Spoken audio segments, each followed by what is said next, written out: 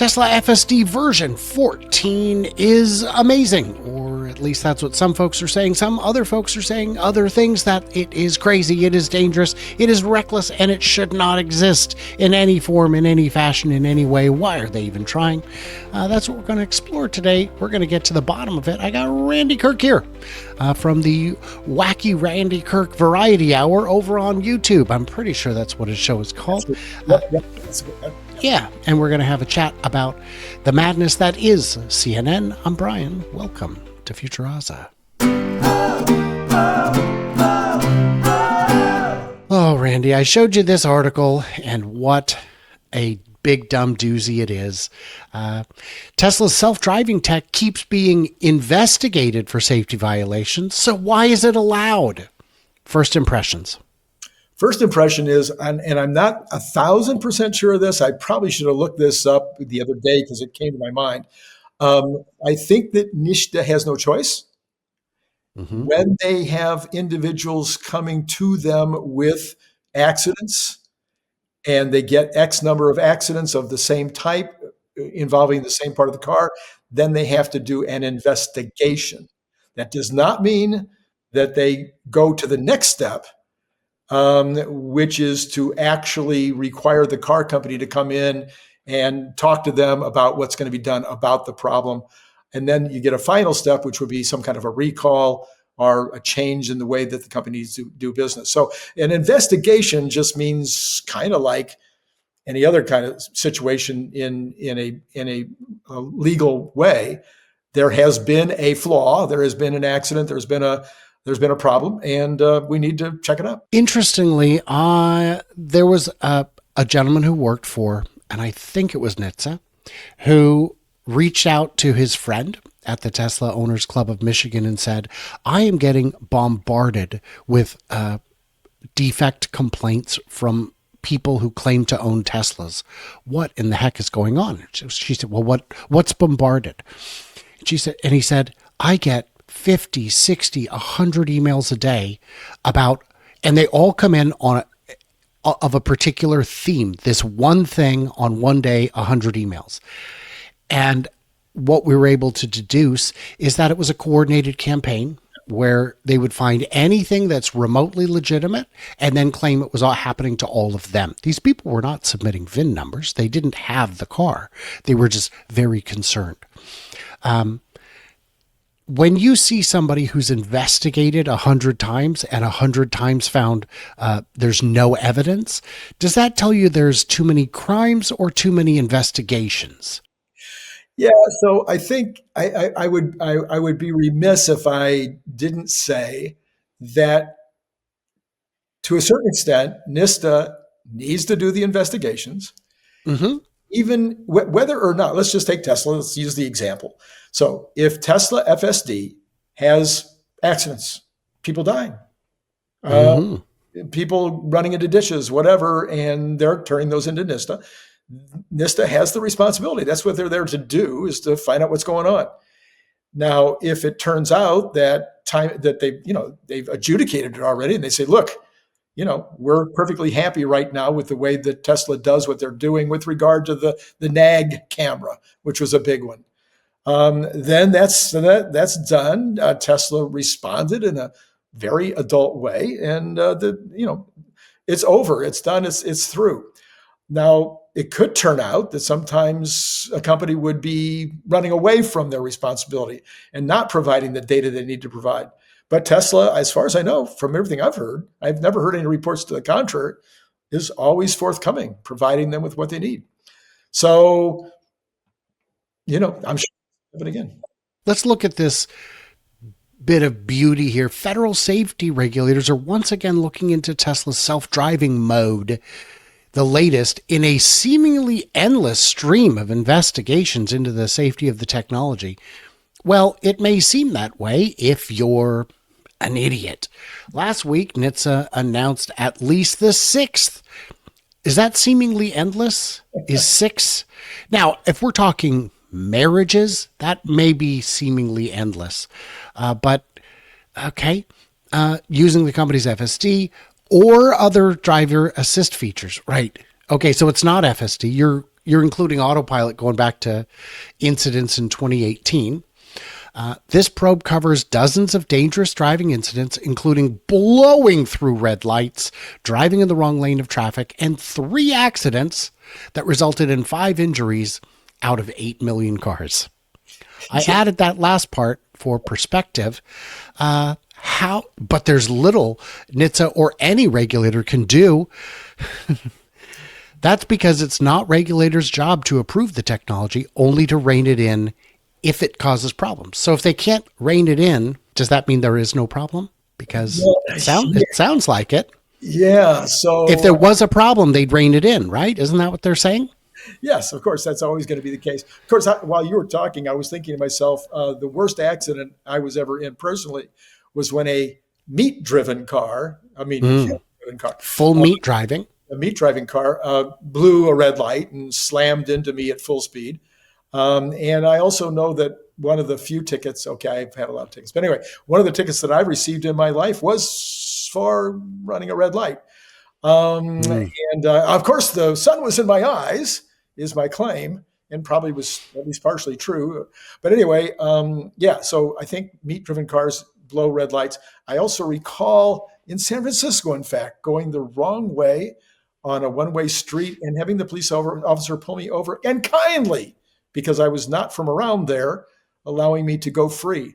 But yeah, I think driving the wrong way, running through red lights, yeah, happens. Have you ever accidentally turned the wrong way down a one-way street? That's what I just said. Yeah. Exactly. And I mean, not just you, but everyone out there. Yeah. If you haven't, I would argue you haven't been in an area with very many.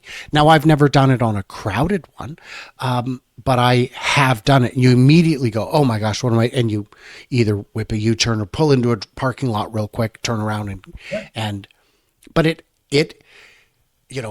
I had a commenter say FSD will never be widely adopted because people have been driving themselves since forever and they won't change. And I said, in all of human history, humans have been driving themselves for like 100 years, many of them less than that. Yes. In many countries, they've been driving themselves for 1 generation. In some families, only 2. If your family was from Manhattan, you probably will be the first human driver in your lineage. It's quite possible. So I would argue that's not necessarily accurate, but we've got more genius here to unpack. Okay. NHTSA already had several probes into the tech, including incidents that resulted in fatal crashes, both for its FSD and less advanced autopilot. Well, okay, so completely different things. But many of those began years ago and are still ongoing, even as more and more of these hit the roads. I call it regulatory whack-a-mole, said apparent genius Bryant Walker-Smith, a professor of law and engineering and an affiliate scholar at the Center for Internet and Society at Stanford. This process takes a very long time. This is the first step in multiple steps required for an actual recall.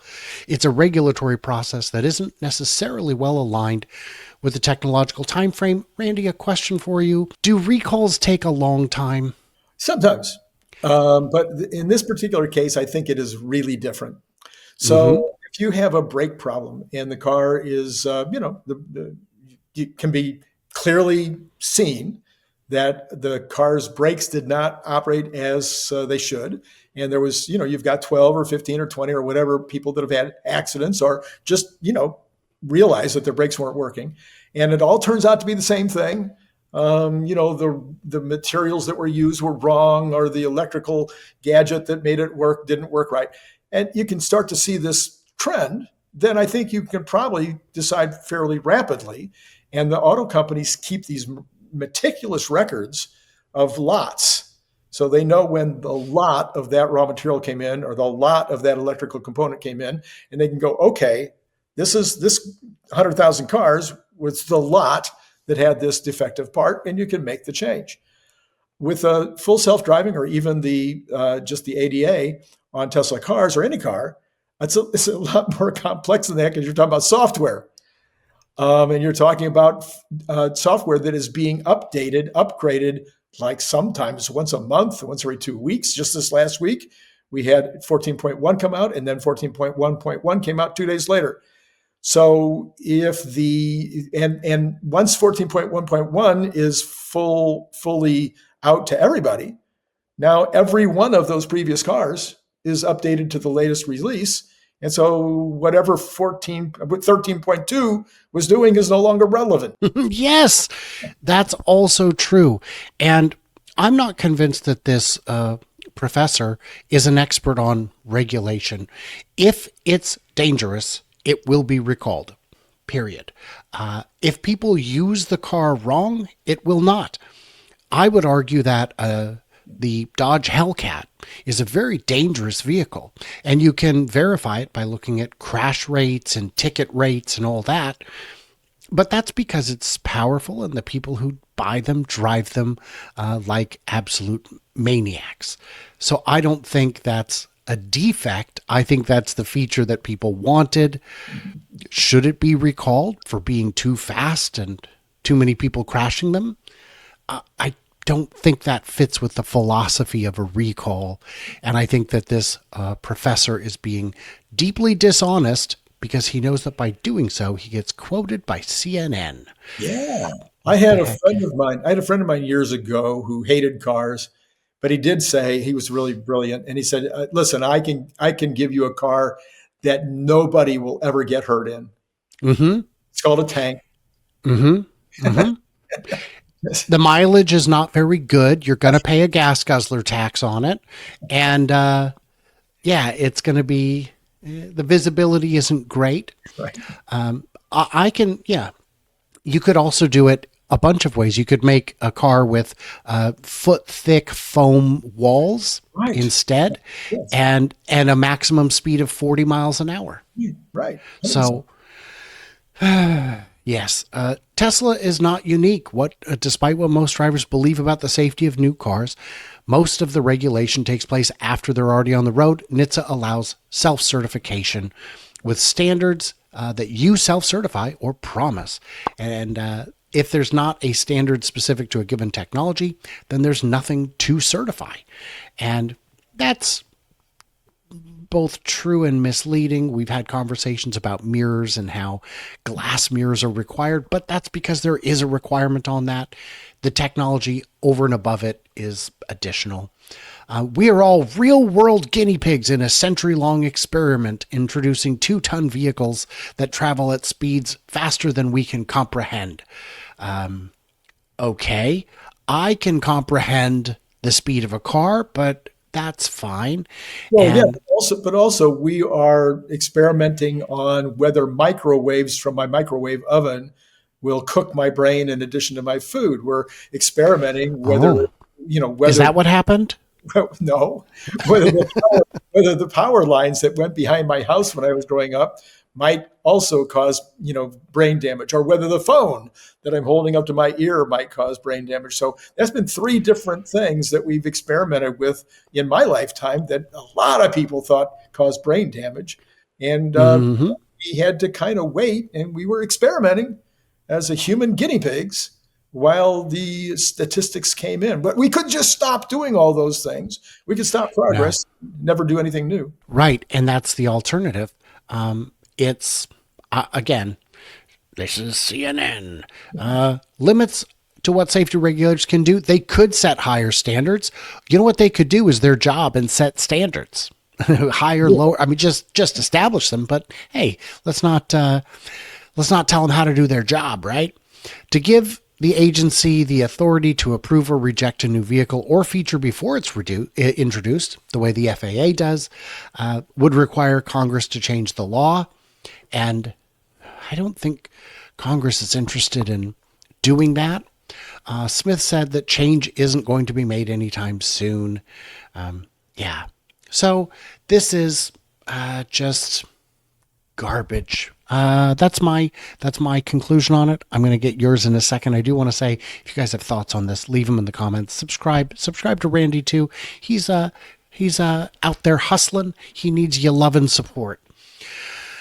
Conclusion on this, did CNN get any part of it right? It sounded like they kind of tried there near the end after after you quit reading because it was so stupid. But listen. I agree with their thought. Again, you can almost predict the paragraph.